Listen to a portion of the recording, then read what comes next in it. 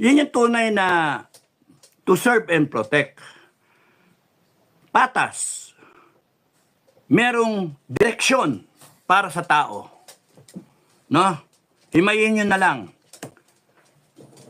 Mapagpakumbaba. Makatao.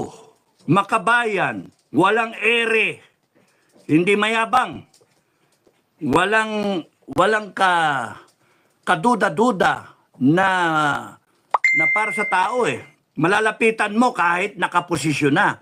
Presidente Duterte at saka VP Sara Duterte, makalapit ka, makaselfie pa kay Sara.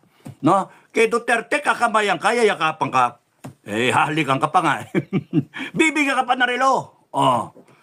Tatak Duterte, walang keme-keme. Yun ang ilagay nyo, yun ang iboto ninyo. Yun lang tandaan nyo.